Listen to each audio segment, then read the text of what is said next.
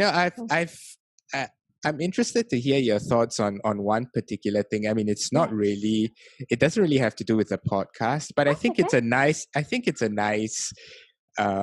pre-introduction to the podcast, and that's all the issues surrounding Alexandra Ocasio-Cortez, and I don't know if you saw what's been happening in the news where we had a senator or congressman call her profanities and stuff in Capitol Hill, and she responded back, explaining, not accepting his apology and etc. I'm not sure. Did you follow any of those?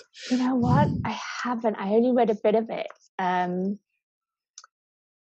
maybe if you can tell me what it is.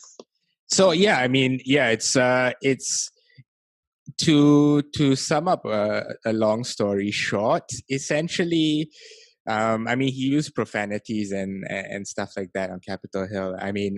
I'll censor myself in the podcast later, but basically he called her and stuff like that. And then after that, he went on to apologize. And it wasn't really an apology. It was more like him trying to explain his actions by saying, like, because we disagree, things can get heated. But he also understands, like, because he has daughters, he has a wife, it kind of shows that it's proof that, he's all for equality and, respecting women, etc. And so Alexandra Ocasio-Cortez was silent before this, but after the apology, she went on the Senate floor, as he did, and said, she said a whole bunch of things, but essentially the main point of her argument was, you can't hide behind a wife and daughter and use that as a reason to show proof that you're all for respect and dignity, etc. if how you behave to someone else's wife and daughter reflects otherwise. And so for me, I thought that was just a great way to articulate the differences that men and women face. And I was just, I thought it would be interesting to kind of get your thoughts on that, and because, I probably don't understand it as much.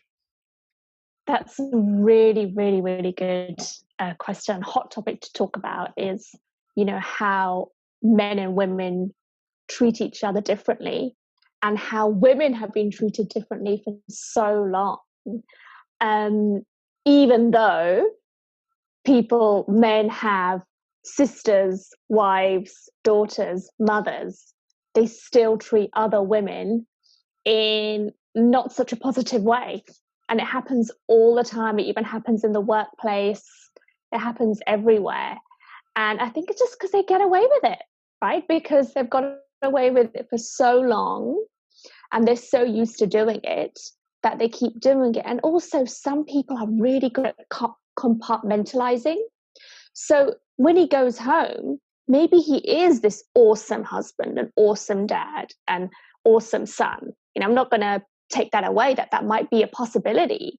But then when they go into the workplace, it's like maybe they have a different persona, or there's different rules. And so it's like, that's how I'm going to talk to you because you're a woman. So it's all kind of true, right? And it's kind of thinking that, how do we change the culture? How do we reframe the conversation? So it's like, actually, that's not okay. And it's not okay to do that. And I think her comeback was just so dignified. And it wasn't kind of just shouting obscenities back. It was like very kind of composed and like, very pragmatic. Like, how can you just hide behind that?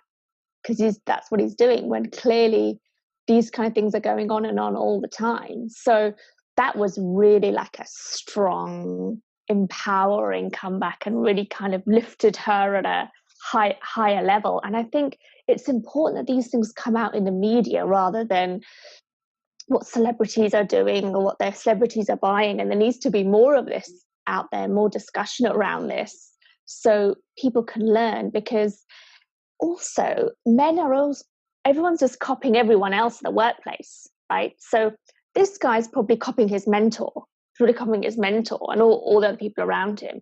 Now we just need a couple of those change agents in men so it can kind of spread. So it can be, oh, look how this guy is doing. This is awesome. Let's promote this behavior. And then people can see what to do and they can like learn from other people's behavior. So we need to have more of that kind of those organic change agents who are showing others, hey, this is the right thing to do. So we just need a couple of people to kind of start that off, and then hopefully it'll be a rolling thing. But we just don't have that. And it does turn into a bit of a boys' club, you know, and people want to like, this is how we get successful. That person got successful doing this, so I'm going to get successful doing that. Yeah, and I'd like to bring up 2 points from what you just said, and one is to show that, you know, I was, and maybe in some respects still part of the problem, and then the other one is a case for diversity. I suppose, because when you mentioned like that congressman or senator, I don't really know, could in fact be a good husband and a father. It's so true, because I remember, you know, every time, you know, when I was in, you know, my school soccer team or stuff like that, you know, we'd say all these like misogynistic or stuff about women, but then, you know, the moment someone has a girlfriend, we're like, oh, but she's off limits, you know. So and that's like a good example of that, right? Like, you know, because like what every other woman is fair game, but you know, not my girlfriend or not your girlfriend. So I think that's a good thing. Like, we compartmentalize, and that's not, I mean, and that's part of the problem, right? Because we look for an avenue to express our misogyny and our discrimination, but then after that, you know, we go back to being, you know, polite, respectful to the women in our lives. Correct. So yeah, so I think that's a good point that we should all be mindful for. But the second thing, I guess, is just, if anything, this is as good an example of the need for diversification, right? Because the more homogeneous a culture is, the less opportunity for you to understand the needs of someone else, be it a minority of any type of minority. And I don't know, that was what I got from what you mentioned. Yeah, I think there's definitely a need for diversity, but this is happening in America, where diversity has been on the people agenda and been in like the career space and all these like big Fortune 500 companies for decades. And it's obviously not working, right? It's obviously not working. It's very kind of like theory based. Maybe they'll sit in a room, watch a video or something. So I think people on the floor, and I think now with everything that's happening with the George Floyd movement and stuff, I think they're kind of going back to the drawing board of being like, look, we haven't actually gotten that far. You know, we've had all these programs in place, we've done this, but things aren't changing. So I think people need to get back to the drawing board and see, like, you know, I feel like I've heard the buzzword diversity and inclusion my whole career. So it's not a new thing, but I think the way that we are pushing it, or the way it's being done, needs a revamp. It needs a total revamp, and it needs to see how it can work. And I think people need to be called out for it more, and people need to own up to when they've done something wrong. So in this case, like, you know, it would have been good if, instead of like hiding behind, oh, but I'm good this and this, be like, I made a mistake and I need someone to help me be better at this, and sort of owning up to where our gaps are and being open to kind of fill those gaps with things that are going to work, and how we can help each other move forward. Yeah, that's a good point. What does revamping, what the current procedures and policies or just actions that we are currently doing, what does revamping look like to you? So I think you know, the point I made about owning up to your kind of gaps. So I think where we do more, you know, in my experience working in the corporate space, especially as a HR professional, where I was delivering this stuff, I was in the heart of it, I was in the thick of it, of making sure that these programs are being pushed and we're hiring for diversity, that we're being inclusive and doing all that stuff. So, there is stuff going on, but I feel it's kind of a bit tiptoeing and a bit old school. Like we've probably been doing the same stuff for about 10 years, right? Like, oh, let's include everyone. Let's do this team building. Oh, we must do this. We need to bring it into this century, right? So it has to be something where we are more vulnerable. Like we need to be more open. We need to kind of call each other out a bit and be like, hey, actually, I don't think you're doing this. Or for me to be like, hey, I'm going to put my hand up, and make it a space where it's okay as well to say, you're struggling on this topic, or my team is not very diverse. How can I make this better? There are no women leadership. We always have this women leadership issue. There's not enough women leaders on the team. And if you go to a lot of the companies here, and even in Singapore, like even where I've worked, there wasn't that many like female leaders. But we all talk about it, but what was being done? So when I think about it, it's like, and none of the guys would ever openly admit it. And it was like this surface talk where everyone knew, but no one said anything, and we'd keep delivering the programs and no one said. And what would be good is these leaders, like they need to make the change. These male leaders need to come on. They need to create a safe space for people to say, hey, this isn't working.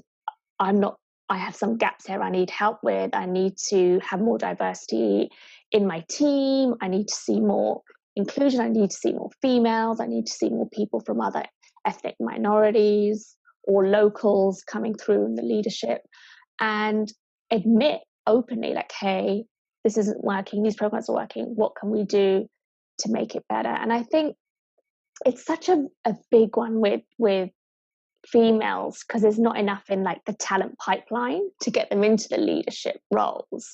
So a lot of the time it was like, oh, actually the best person for the job, is this guy. But that's also because people have conscious biases. Like you always hire your own, like you're so used to that. It's like, I see me and that person, they're going to be amazing, they're best for the job. And they can't seem to break that cycle. And it's about knowing, actually, you don't all need to be clones.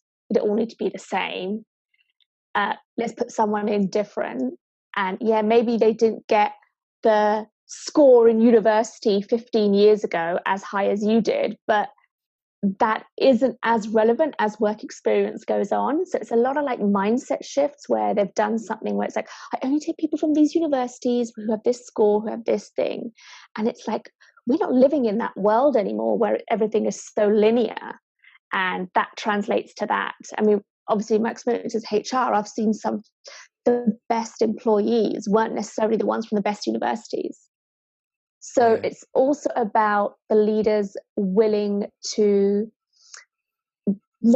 make a change. So admitting there's something wrong and they have to do something differently. So what they've been doing this past year isn't working. They need to take a bit of a risk and be like, okay, we're going to try something different. Going to put a female in there. She is a bit different, but we have noticed her in the last 5 years in that role doing awesome. Yes, we'll have to train her a bit, but she can do it. Whereas it's easy just to be like, actually, I just had that guy. He did that and he can do that and do that. And it's just like, there's no change in the tactic. And then there's no change and it's not going to happen. Yeah, it's so interesting because my wife argues about this a lot, because she's a professor in a university, and they always say, we need to hire more professors. We need to hire more female professors, and especially in engineering, which is the department she's in. But then every time during the hiring cycle, they say there isn't enough good female candidates. And then and her argument is, well, of course there isn't. If the pool is so small, you will never find the best talent if you're only sampling from a size of 10 or 50, right? And so it has to go lower, where the education and awareness has to begin at a much lower level. And so because of that, we need to discriminate in some ways at a lower level so that women have more opportunities at the maybe at high school level, so that they have that opportunity to come up. Then from there we can pick better candidates. So I think, I mean, maybe the truth is, by the time, I mean, we can make great steps at the workplace, but by the time it reaches that point, there's only so much we can do to really truly make a cultural shift. Definitely. I think that it has to start off, you have to cultivate the talent, right? You've got to grow the talent.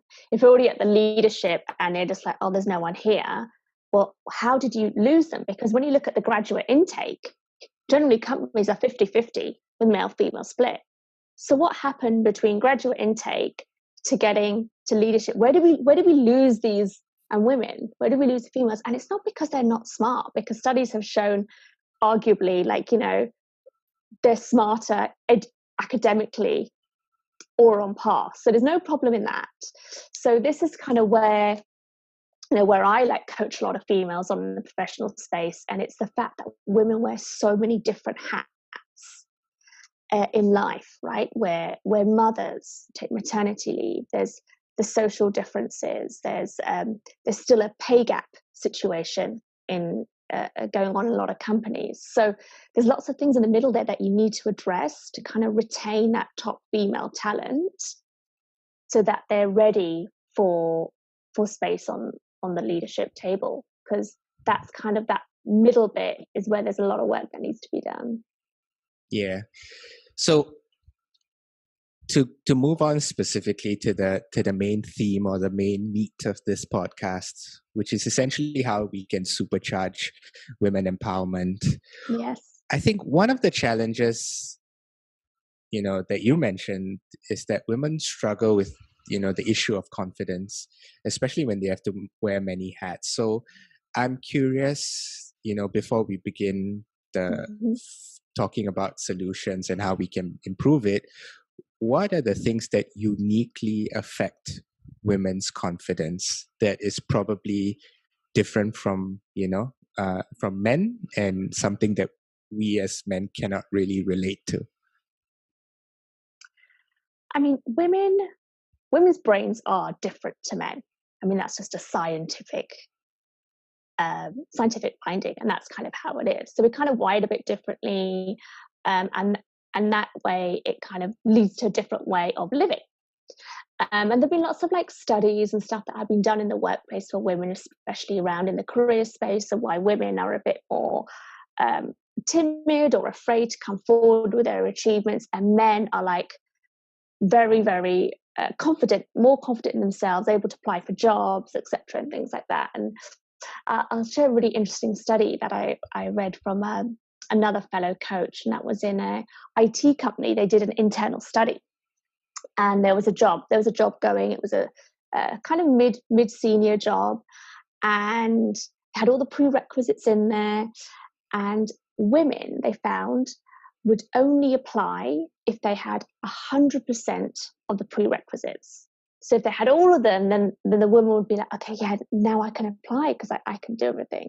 Whereas men would apply when they had 60% of the prerequisites.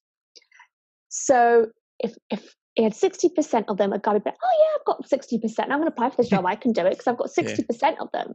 Whereas a woman, if she only had 60% of them, she'd be like, oh my God, I can't do that. I'm not going to apply for this job. So they didn't apply. So there's no way they're going to get this promotion. So when they looked at the pool of candidates, obviously there was already more men than women, given that a man, as long as he thought he was over 60% of the prerequisite, he was going to apply. And this is just kind of something innate, in us, where women are very kind of more methodical and more oh, I can only do this because of this, and very kind of precise in that way. Whereas men, arguably, I mean, this is obviously generalizing a bit, and there's obviously going to be anomalies where there might be one or two anomalies where women apply when they've got less, and men the other way around, they'll only apply if they've got 100%. But as a very kind of general statement, the majority got into those two categories from a gender differences. So yeah, already the pool then is more males. So already from that point, we're getting more men getting promoted because they're more likely to do that. So women are just they're not kind of owning their achievements as much. They're not kind of that confident in like, well, I can do this as well. They're more fearful of the future and stuff. And I think it might be because there are less role models, right? There's less role models of females that they can look up to and be like, oh, she did that and this is this, so I can do that. There's a lot less of that, whereas males, there's plenty. So they're just like, oh, well, he kind of did that, so I can do that. So I think that's kind of where some issues kind of stem from there, and in fear of failing as well. It's kind of like, oh, I can't fail, I've got to be a good girl. Whereas women from a young age are always taught to be kind of good girls, you know, don't kind of break anything, don't do anything wrong, you know, sit there with dress. And obviously it's changing, but if you're looking at women in the career space now, you know, 20 years ago when they were girls, obviously they were taught different things, whereas the girls now who are girls, obviously there is a change. So hopefully in 20 years we'll see those girls differently. But if we're looking at females in the career space now from what they were learning 20 years ago, it would have been more of those kind of conversations, right, around how to behave as a girl, the differences between girls and boys. There were the language used back in the day, like 20, 30 years ago, if you're a girl or a boy, it was different. Right now it's probably similar. Now there's a lot more equality going on in schools, but back in the days, even when I was in school, it would have been how I was spoken to as a girl would have been different to my brother. Right, so we would have had a different school experience because I was told, well, you've got to wear this, you've got to wear a dress, you're going to sit there quietly. Whereas if a boy kind of jumped around or was a bit more risk taking, it was like, oh, he's a boy, that's cool, he's just fun, he's just acting up. Whereas say if I did that, I'd be like, that's not very ladylike, sit down, do this and do that. Like, so those are stemmed from childhood. Then we carry those into the career space where then we're fear of failing. We only apply to jobs when it's 100% the prerequisites. We're scared of like, oh my God, we can only do this, we can only do that because we've been put in this box for so long. So I think it stems from all those kind of things together where we've been told more what to do. And then there's also the things where, you know, it's only been recently in the last 20 years or so, or 10 years, where women, there's a big surge in working women. So most people maybe who are working now, their mums probably were stay-at-home mums with them, whereas this generation now who are working, most of us are going to be working mothers. So it's still relatively kind of a new concept where we don't have those role models yet. So I think role modeling is important as we build the role models in this generation. The next generation coming through who are still in school, who probably have had more of a equal opportunity with boys and their language and options, then would have us as role models and that. But it takes time, right? This is not something that's going to be done overnight, but we have to put the processes and stuff and solutions, which obviously we're going to talk about in a bit, in place now, so that we give women those opportunities and women have more empowerment to be more successful and have that seat in the leadership table. Right. And I want to talk about what women can do to counter that. But before I do, because you brought up something that made me really think about my own upbringing, because I had an older sister. Mm-hmm. And I think about, and you're right, in terms of, you know, conformity and Mm-hmm. you know, fitting the mold of being ladylike and et cetera, et cetera. But I think in terms of fear and achieving and punching above our weight, and there's no generalization, this is solely on the experience of myself and my sister, I would think that I would have developed more fear to achieve things than my sister, because if I did something wrong, you know, the punishment was tenfold for me than it would be for my sister, right? Like, I would get a slipper beating, ruler beating, any sort of beating that was legal at the time would have been rained down on me. So I would think, if anything, I would have been the more fearful person, but it turned out to be the opposite. But so I'm curious, like, there must be other things beyond conformity. And I think you spoke about the lack of role models as being one, but can you think of any other things? Because I don't know. For me, I can't relate to the fear one, but I'm just curious if maybe it's just my own experience, or maybe it's something I can generalize. I'm not entirely sure. I think, also when we care a lot about what other people think, right? So it's all like, you've been told, like, well, so-and-so is going to think this, so-and-so is going to think that. And the fear of not kind of being able to juggle all the different balls, right? So with men, they don't have that extra kind of have to grow a child, take time out, feeding, things like that. Obviously, men take a huge role in childcare now, more than ever. And there's a lot more kind of equal opportunities with like paternity leave and things like that. But still, there's a lot more pressure on women to kind of do that. So I think where the fear stems in is like there's this other whole piece, which is massive, right? This massive piece of how am I going to grow a child, go to work, take the time off, come back, do everything, and juggle that whole piece, which I think men don't have to worry about as much. I mean, obviously they do, because they still share a lot of the load, but majority is still the women in most cases. Obviously, there are some cases where you have a lot more stay-at-home dads now and things like that. But we're talking about the majority; it's still that way. So I think it's that kind of fear as well. And also with women is, women have a biological clock which men don't have, right? And that's a big thing. So that's an added kind of weight for a lot of women, a lot of pressure. It's like, okay, I've got this window where I've got to have my career, I've got to get up, I've got to like do awesome, I've got to do this, got to do that, got to find a mate, I've got to have children. Whereas men, like, they have to do all those things as well, but there's not like so much of a time limit, and it's not going to be like, I know if it's 5 years later, like I can still possible for me. I don't have to take a huge time out of work.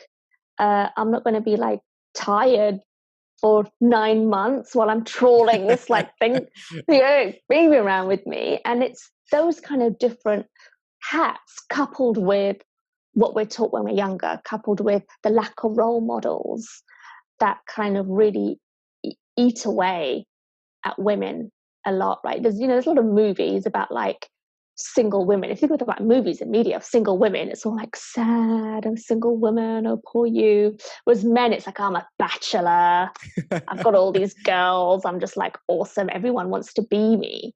So those things are even depicted differently in society, right? No one wants to be the sad, lonely woman and stuff. So there's all these other extra additions as a female that you deal with. So I think that's just a lot. Yeah, it's true. Like, I mean, it must feel like a heavy burden, just like I mean, well, the one thing you mentioned is the biological clock, but I think more importantly is just the fear that comes from being pregnant in the workplace also. I can only imagine how challenging it might be, because even though everyone says we create equal opportunity and stuff like that, but the moment someone is pregnant, I wonder how it must really affect management's view on promotion and stuff like that, because there's going to be a maternity leave gap, and all these challenges probably contribute to that fear and stuff like that. So I suppose my next question is, since there are so many things that are outside of our realm of control, how can women really counter that and empower themselves so that they, regardless of circumstance, can feel that they have the ability to make that positive change for themselves? Absolutely. And this is a great question, something that so many women ask and crave, or too scared to ask, and inside are like, oh, what do I do? And I think one of the most and the key thing that you can do, and something I wish I had done at an earlier stage in my career, is find a mentor, a sponsor, or a coach. I mean, it's just so many like different crazy things going on in the workspace and in life, and they don't call it work-life balance anymore. It's work-life integration, especially now we're working from home and everything. So, and you need someone who is a professional, who is more experienced with you and knowledge in this way, to kind of help guide you and give you some good advice about what potentially you should or shouldn't do, and also illuminate and help you see a different way of looking at things. Because when you're caught up in your world, sometimes you can get caught up with so going on, you can fail to see other options or other avenues. You need someone else who can look in and can be like, okay, this is what's happening, this is what you can do, this is how things are. And that can be so like liberating, to kind of talk it out with someone who has your genuine best interest at heart. And I just want to point out, this is different from a family, friend, or relative. Now, family, friends, and relatives definitely have your best interests at heart. Most of them have your best interests at heart, but it's really important to get a professional who understands what's going on and you can explain what you want to do. Because I think a lot of people, what they also say, and it comes back to your previous question on maybe why women have the more fear and the less confidence, is because their family and friends sometimes aren't rooting for them enough and aren't pushing them enough, because they don't have the experience, or they feel they can't do it. It's like, this is too risky, don't do it, don't do this. And so sometimes, although they kind of have your best interest at heart, they're not going to get you to where you want to be or how much that you can achieve. You can achieve so much more. And that's why it's important to have someone outside of that circle. It's important to have someone more in the corporate circle, or someone has a coach or someone has experience in the corporate place, who could be like, okay, these are your options and this is what you can do. And that can really help you, empower you. They can give you confidence, they can give you techniques. A lot of corporate companies, especially the big ones, do have kind of in-house confidence courses online, or training courses, or they match you up to someone in the company who could be beneficial to you. And I would really kind of seek that out. And if the company don't do it, my advice would be, you go and seek them out, right? Like if you're working somewhere and you see someone and you're like, oh my God, she's amazing, I wanna be like her, like email her. I can guarantee you 9 times out of 10, they will respond, because they would have been where you are, especially if it's a woman.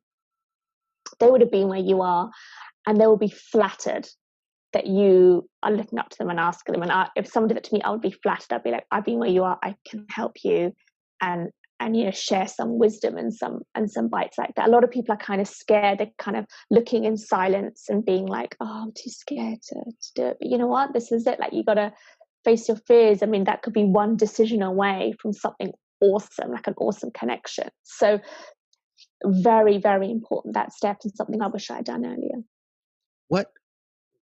So getting figuring out like who's a good coach or a mentor, or someone you can lean on, I suppose, is the easy part, but finding them may not always be, because not all, I mean, it's easy enough if maybe you see someone in the workplace and maybe the only challenge is getting over the fear to reach out to them. But not all women, I assume, would have that luxury of having, these people readily available. So how can they go about finding them?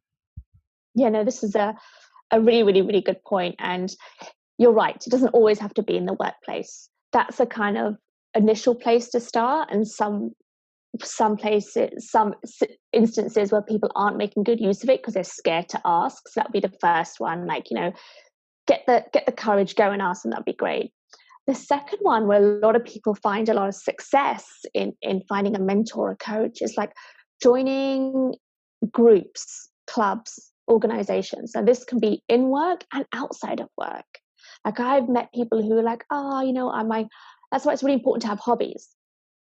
I'm really good at tennis. I play tennis. I joined a tennis club, and I met someone there who is now going to be my mentor. So she works in a different company, but she's experienced and she's done some awesome things in her life, and she's a really good sounding board for me to talk to about certain things or challenges I'm going through. So I think definitely joining groups and organizations inside of work, outside of work, doesn't necessarily have to be career based, because career people have hobbies as well, right? You know, we hang out in all different places. We're not just only work people. And if you are only work people, then I urge you to get a hobby and definitely do something else outside of the workspace to make you whole and happy. So definitely look into things like that. I think if you have children or anything like that, there's a lot of stuff in the schools here that have kind of parent clubs and stuff. When you're meeting other parents, that just expands your network, and they can be something that really, really kind of helps you find those mentors and find those other people who can really, really help you. A lot of things like volunteering, community service.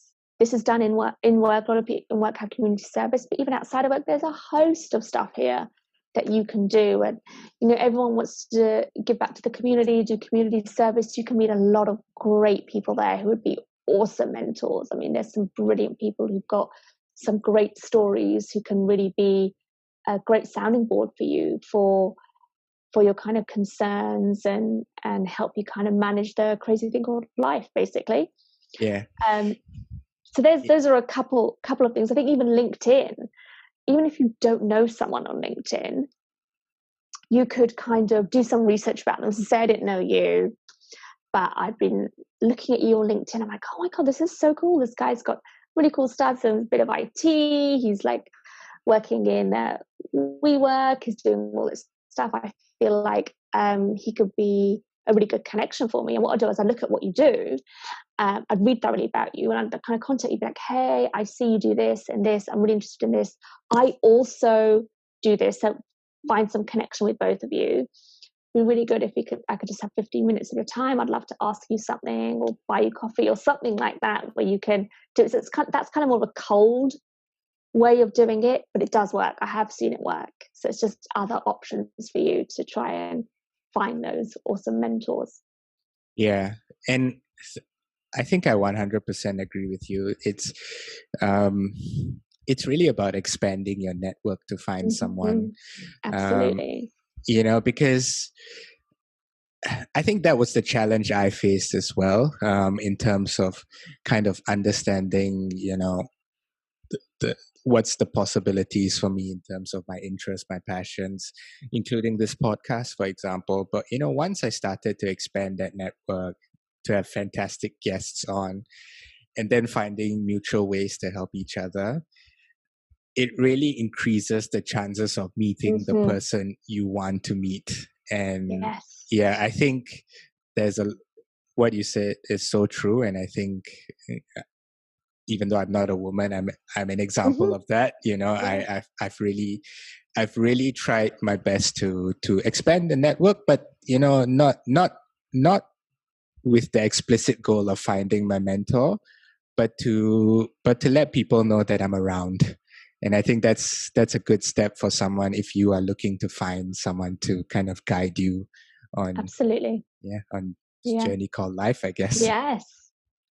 And so yeah, no, you go. No, absolutely agree with you. Networking is key, and it's only going to become more and more important, because even when I'm talking to people like hiring and job searching and stuff, so many jobs are now just found through your network, right? It's like, who do you know? Do you know this person? I know this person that goes in that way. And those referrals hold so much more weight. So growing your network has just got multiple benefits to it. So I would definitely urge anyone listening to really kind of just grow their network and help each other out, right? It's not, as you said, it's mutual. So it's not always like trying to get something for something else. Like offer your services as well. And don't think, oh, too junior, I've got nothing to offer. You do. It could be anything, helping out with an event, helping out with so many different things you can do. So I think mutual, as you said, is a really, really, really, really important thing. Yeah. I'm curious, as your in your time as a coach, but also I suppose in your general experience, can you describe a time when women empowerment blew you away? I think there's definitely been a couple of times.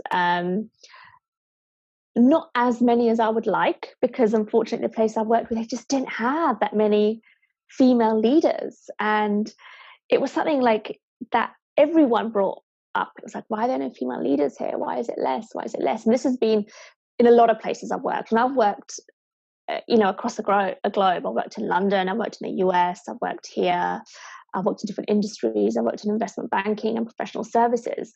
But those industries are male dominated. Like, even when we look back to my first job, like it was all kind of like white males, in London top. I mean, obviously this was about 15 years ago. It was changing slightly. I know now it is much better.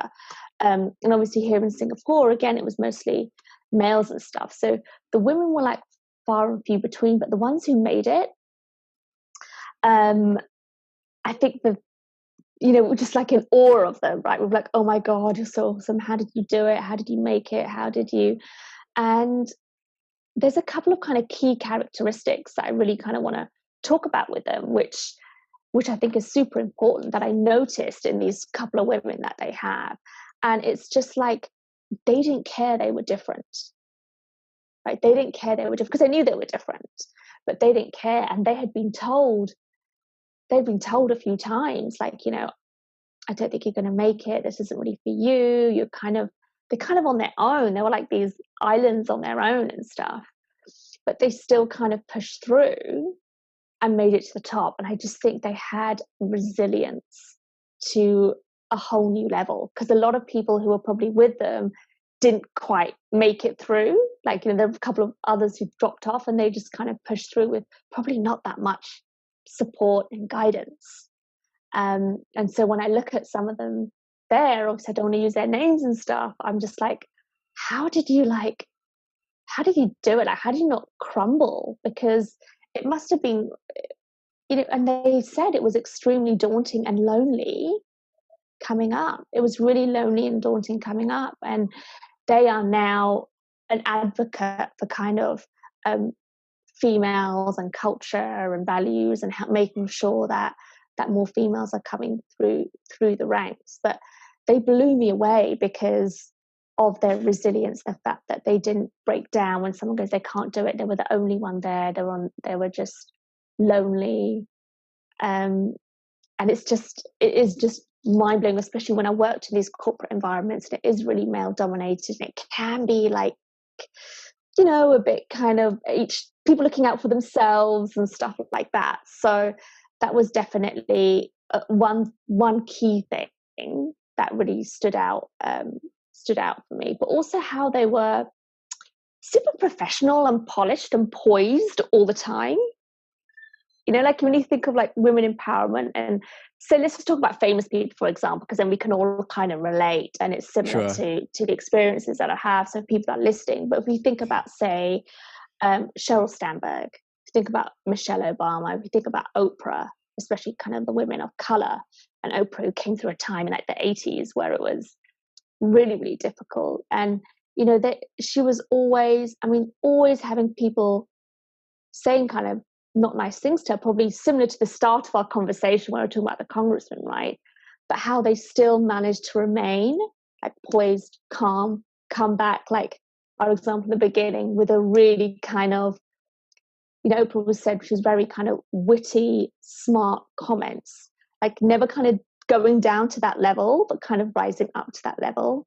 And so the women who blew me away in my corporate career, the few that I've seen, they have been like these women. So some kind of key traits that we can see here is kind of how they're kind of very well presented, but approachable, which is amazing to be approachable and super senior and successful at the same time.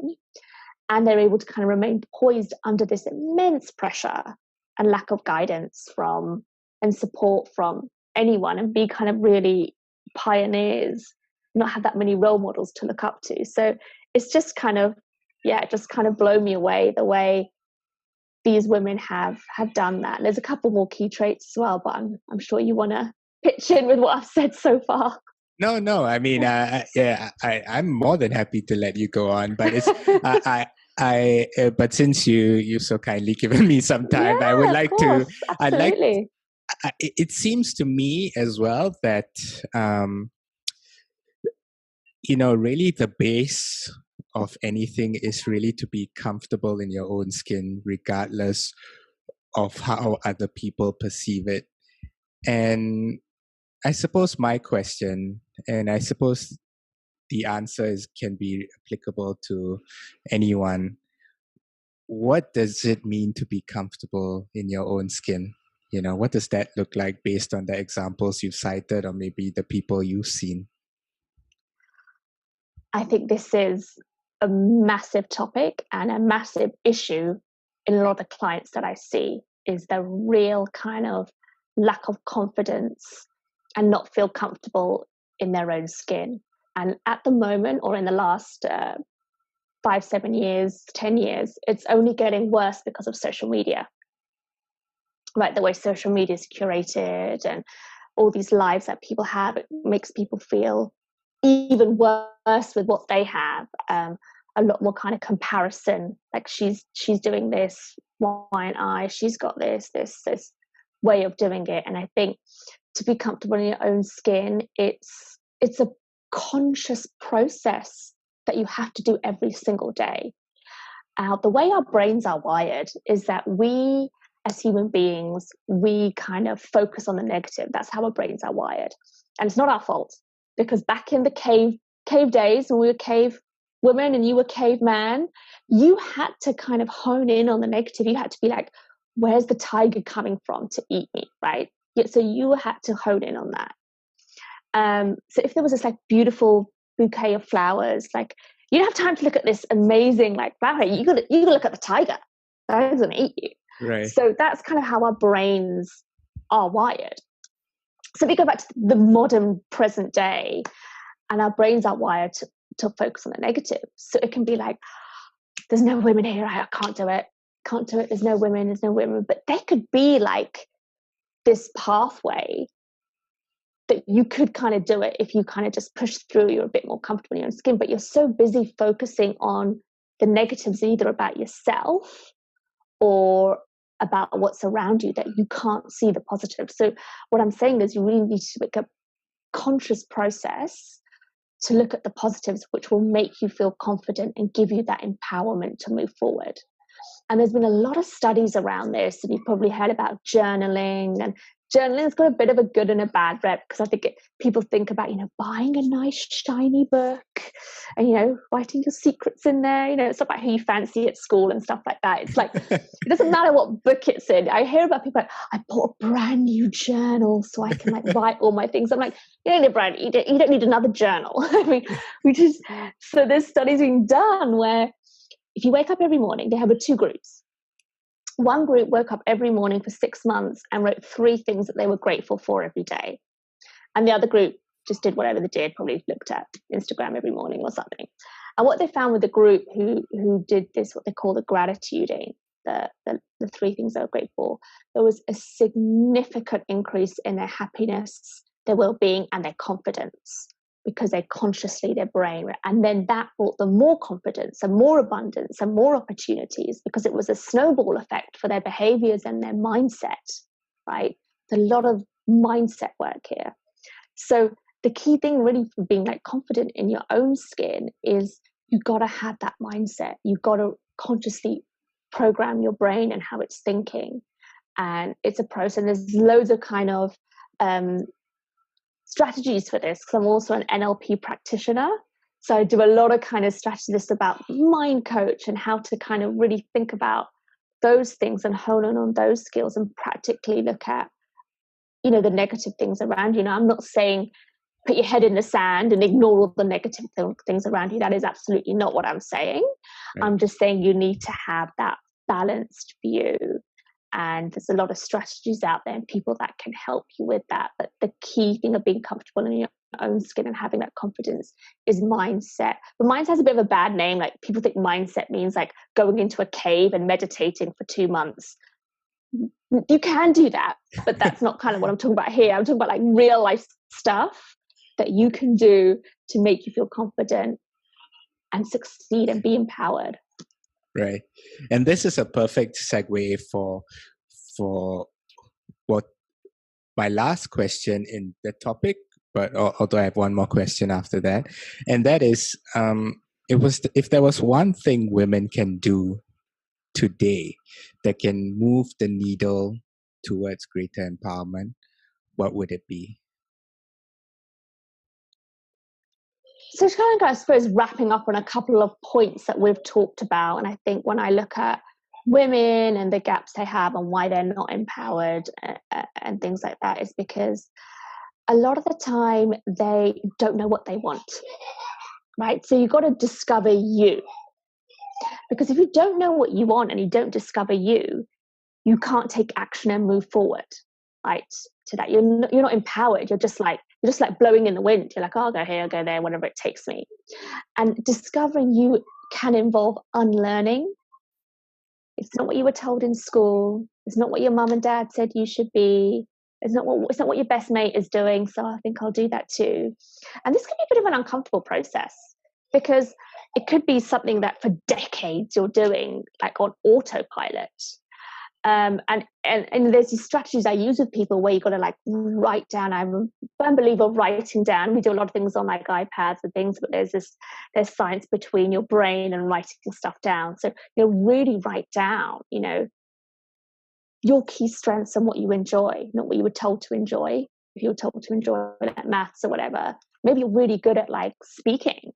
Like put all this stuff down that you now know as an adult or young adult that you enjoy and that you're good at, and really discover yourself. And then from there, make some really good plans about how you can move forward, because that is going to give you like true empowerment and confidence. So that would be kind of my first thing. I don't know if you wanted to say anything about that, because it's such a big thing. Yeah, no, I mean, I think that's incredibly true for anything in life, because I one of the biggest things I've learned growing up is really the unlearning part. Yes. Because really, when it comes to nurture, with be it our education system, our experiences in lives, they all form a way of thinking and a way and essentially an ideology. Yes. that may be appropriate for that time, but because time and culture always is constantly changing, we have to adapt. And that unlearning process is often the hardest. And probably that's one of the reasons why we have so much discrimination and because people are holding on to that ideology from when they grew up. So I think that's one of the best advice I have for my friends as well, and that is the unlearning part. So I 100% agree. Yeah, and it's a big thing. And there's again ideologies. It's like you're put in a box. Well, now you're that. You've got to be that forever. And what I tell people is like, no, you don't. You can tomorrow. You can change. You can be someone else tomorrow, and that's okay. Just because you were told like you've got to do this and this, like you don't have to be stuck in this forever. And it sounds so simple when you say it, but some people are like, oh my God, like, I didn't realize that. I didn't realize like, I don't have to be that anymore. I can like this. I can share my passion and not be embarrassed about it. Like, like we're just taught like, you go to school and then you go to university, you go to high school, you go to university and you get a job, which is in relation to what you studied at university. And then you stay in that job forever. And then you get married, have children and stuff. And it's like, you're right, that's not life anymore. Job for life is not existing anymore. Most people are pivoting, and you have to know how to pivot because we're moving so fast with technology and the way things are going. It's no job for life anymore. So these are kind of skills that you're going to have to learn. And we've talked about resilience and kind of just rediscovering you, and different stages of your life are different, and it's okay to change. I can't, I made a decision to study psychology and stuff when I was at school because I was always interested in it. Now I'm still interested in it, but I know lots of people who did stuff when they were younger. It's like, but you know what, I'm more interested in this now, and that's okay. You don't have to be like, I made that decision when I was 17. I mean, if we all had to abide by what we thought when we were 16 and 17 into our 30s, 40s, 50s, it would just be like crazy because we change so much all the time. So that's definitely one of the strategies and stuff that women can do now. And the second thing is we've obviously discussed a lot of, which I think is key, is that role model, sponsor, coach, whatever it is, because as we discussed, like, life is crazy, it's changing at a rapid rate. I don't suggest going it on your own. It's not, you could do, but it's not going to get you as quickly to where you want to go, and it's going to be lonely, and you may make more mistakes. Collaboration, seeking out people who have knowledge and who can help you, and asking people for help is very, very important. It is not a weakness. It is not a weakness if you see a counselor, a therapist, or a coach. If you are seeing one of those things, that's great, because then you are going to become a much better person. You're going to accelerate, and you're going to be empowered, and you're going to move forward quickly, rather than saying, I'm too embarrassed, I don't want to see that, I don't want to do that because of what my people think, or old stigmas attached to seeing those people. Those are going, you need to let go of those, and it's okay to have those, seek those professionals out, so you can empower to move forward. So I think that would definitely be my second point, is to do that today. Don't go it alone. Definitely. What is there any other points? Or was Yeah, it just and these two? and the other one is your mindset. There's a lot of work done on mindset and behaviors and stuff. And one question which I love, which I also tell my clients, is like, what are you doing now that is helping you or harming you? Because a lot of time it's our own behaviors, but we're just not taking responsibility. So I've got a couple of really good questions here for you. It's like, what am I doing now that is helping or harming me? What behaviors are you doing now which is going to help you get a promotion? What behaviors are you doing now that is not going to help you get a promotion? Because people know inside of them, they're just like, either don't dig deep, or they just kind of, we're so on autopilot. It's like, no, I'm not doing anything. I'm like, well, that also might be it. You're not doing anything. That is also the problem. Yeah. So, so there's those kind of things. The gratitude is so important, and we frame this in different ways, right? Like you don't have to have the diary thing. It could just be saying 3 things in your head every morning. It could be the writing down. As I said, writing down is really important. But definitely gratitude, and to rewire your brain and to focus more on the positives and stuff, then also allows your brain to open. You have that growth mindset, where then you can think of solutions to things that maybe aren't working so much in your favor. But if you're kind of really too focused and enclosed in that, you don't have that growth mindset. You don't own your achievements. You don't notice the good stuff you're doing. Like, you can be so focused, I'm not getting that promotion because I'm this, and this. Oh my God. Actually, you did 5 awesome things last week. Have you done self-reflection on that? Because what you need to do is do the self-reflection on that, see those 5 awesome things you did, and build on that, and recognize that, and nurture that, so that becomes more and more and more and more, and the other stuff becomes smaller. And that's kind of how you become more empowered and confident and successful, is to really, that whole mind shift way, and looking more at the good things that you've done rather than focusing on that, having that growth mindset, asking yourself honest questions like, what am I doing? And I think the third thing about being confident, and this is like my final thing, is that life is full of ups and downs, that you can't expect all your seasons to be awesome. Like, life's not just like sunshines and rainbows 24/7. There's going to be something around the corner you have not anticipated, and it's going to happen. And, this is something that we're not taught. It's like, oh, but you do this and you follow this, and then this will happen, and this process and this. And it's like, that's not life. Like, it's great to have goals. It's great to follow the process. It's great to do the right thing, but you have to anticipate that there's going to be something that is going to turn up that you haven't prepared for. And a great example of this is what's happening right now, right? Right. I was just gonna say. you couldn't have predicted this is going to happen. I mean, nobody did. Like, nobody in the world did.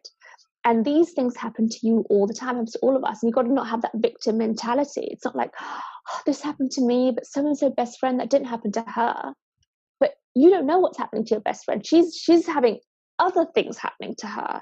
Everyone does. It's easy to kind of compare yourself and think you're the victim, things aren't happening for you, you didn't plan for this. So it's really understanding that life is full of upside downs, how to deal with them, become more resilient, get that mindset, ask your questions, show the gratitude, and just be willing to kind of work with what you have and ask for help.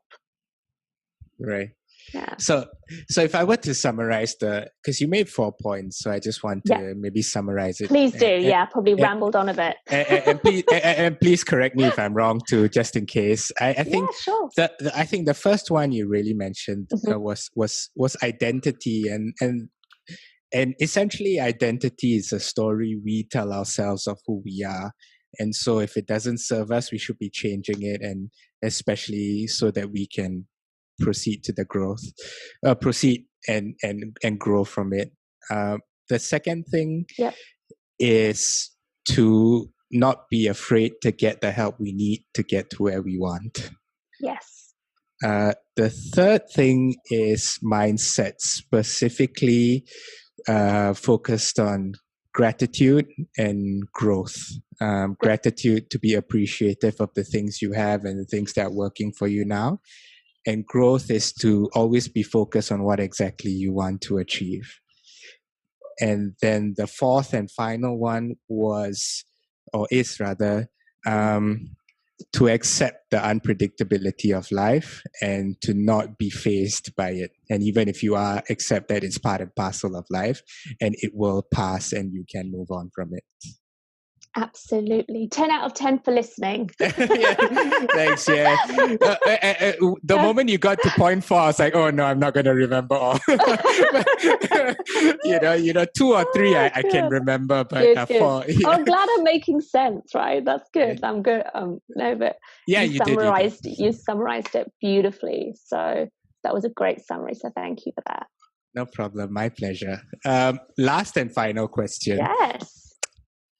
It's a self-reflective question I try to ask all my guests, and that is what life lesson has taken you the longest to learn? Oh, I mean, this is a really, really, really, really good one. And I think for me, it's definitely resilience. I think it took me the longest to learn because I think I was probably playing victim a bit when things were happening not according to my plan. I've lived in a lot of different countries. I was, a new mother there. There was a point where when you move somewhere, you don't have any family, you don't have any friends, have a new identity. And it was really kind of understanding, like, why is this happening to me? I think as an expat, there's a very pretty picture painted of expats, and they do have that, of this, like, oh, we go and live in the sunshine and we have this stuff and we have things given to us and all this, we live this amazing life in a different country and experiences, and a lot of those things are true. And I've had experiences that I never thought I would have. I never thought I was going to live in all these countries. I'm from London. I thought I was just going to live in London, live there forever and have my job and, have that kind of life. And that was it. And instead I've lived in and worked in 4 different countries across the globe. So it has been absolutely awesome. But there have been times where it's been really difficult, getting used to a new culture, to new foods, to growing a family, to trying to find a job. to my identity, like, who am I? Where am I? What am I doing? And it took me a long time to kind of get used to that and learn how to deal with it and embrace it. And it's a lot of the things is what I've talked about already, right? These are my experiences, these experiences I've seen in my clients. This is what I teach my clients. I know things that work in myself and in others. And it was things like, resilience and kind of knowing that, life's full of ups and downs. And it's not always going to be like this, and enjoy it. And also understand seeing the positive in it and not always looking at the negative and blowing up that positive and putting it all around. But also resilience, because you've got to have the grit. Like, life is tough. It is. It really, really is. And I think having resilience is something that you can use in all aspects of your life. It's not just in your career where you've got to like be resilient and keep going and keep learning and keep kind of building those relationships, which can be a bit scary at first, when you're first starting out in your career, but also in your workplace, at home, with family and friends and, going out there and making friends. So if you've lived somewhere your whole life and you go somewhere else, you don't know anyone, you've really got to put yourself out there. It's quite vulnerable. To make friends as an adult, is very different to make friends as a child or to make friends when you're in university. So that was something which I've had to do like 4 or 5 times, sometimes when I'm like, oh God, here we go again. I've got to like, and it's resilience again. And now I've got some awesome friends. So hopefully they're listening to this and they're like, made those, but it wasn't easy. And a lot of things, and the old saying, like, all the good stuff doesn't come easy. So I think resilience and grit and looking into the positives has been something I've had to learn and keep learning, because sometimes like you can get a lull period. So I got my resilience, but then I got my job, I got my friends, so I just kind of like lay back, and that's okay, right? And lay back and stuff, and then something else happens that props up, and you got to get your resilience back on board, and you got to like learn it again. And you're saying the longest thing to learn, but I think it's continuous learning. I don't think you'll ever stop learning a skill or anything like that. I think you keep building on it, and you kind of pivot it and change it a bit to your situations. The resilience I had, when I was younger, I've layered on it with my experience, and then I've adapted it to the country I've been in or the situation I'm going through. But I would urge people that resilience it's a great skill. It's a lot written about it as well, and we've touched a lot about it in this podcast, but that would be mine. Yeah, that's awesome. It's so true, right? I mean, at the end of the day, all the challenges and failures doesn't change our goal. And so regardless of what happens, I mean, the real focus should always be on the goal and what you can learn to get there. So yeah, resilience is a good one.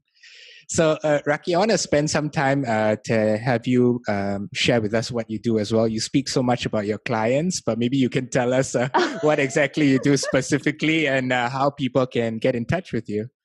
Yeah, sure. Thank you so much. So my name is Rakhi, obviously, as Nick said a few times, and I work as a life coach, career coach, and NLP practitioner. I help professionals, mostly professional women, really kind of help them elevate their life and career. So the things I sort of specialize in, and see a lot of my clients have, is anxiety.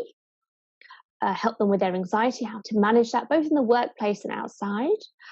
Confidence, how to really kind of bring up their confidence. Career counseling, career coaching. So I was a HR practitioner, HR expert for 15 years. And this is where I worked across the globe as a HR person in Fortune 500 companies. So I've seen a lot of CVs and a lot of like how to get promoted, who gets promoted, and all that kind of stuff. So I help a lot of people write their resumes, how to get hired, interview prep, all things like that. I help a lot of clients with motivation. And also a lot of expats, obviously, because I moved around a lot on the expats and how to deal with that, and lots of life transitions, like new mothers returning to work or new parents returning to work, finding that balance of work-life integration. So I help a lot of mostly females in that space as well. My company is called Elevate You Life Coaching. I'm on Instagram and I'm on LinkedIn. And if anyone has any questions about any of those things, happy to kind of walk you through my framework and my process and how I've helped previous clients and testimonials and things like that. A lot of the stuff that we've talked about today, a lot of network master classes and what do I say to people, facing fears and stuff like that. And I also have a counseling diploma as well. So as I said earlier, I started from a young age when I was like, I think it was like 15, 16, I studied psychology and I did that as my major at University of London. And I always knew I wanted to be in this space. Obviously my roles evolved because I did HR in corporate. And I certified as a life coach and a career coach and an NLP practitioner, which is awesome. So just using it all just to help people. And yeah, I really love my job.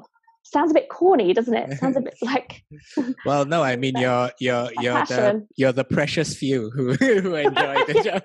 So you have to celebrate it and talk about it when you have the chance.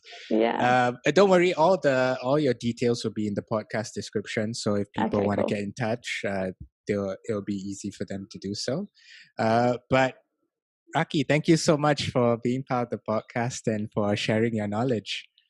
I want to say a huge thank you for having me. This has been really fun. I've had a really good time. I can't believe the time has gone so quickly. I was having such a good time like talking away. I just didn't even realize the time's gone, but it's just been awesome. I'm really enjoying the work that you're doing. I'm really grateful for you bringing this to everyone. I think it's a really great podcast program and platform, and I think you're helping a lot of people. So kudos to you. It was awesome. Yeah. Thank you so much for the kind words. And yeah, I mean, my goal is always to try and make it as enjoyable a conversation as possible. So I'm glad you had fun. Yeah, I did. Awesome. And I hope you did too. I did, very much so. I mean, it's one of the reasons why I do this, right? I mean, it's basically an opportunity for me to learn and to also improve myself. So yeah, fantastic. Thank you, Rakhi. Good, thank you.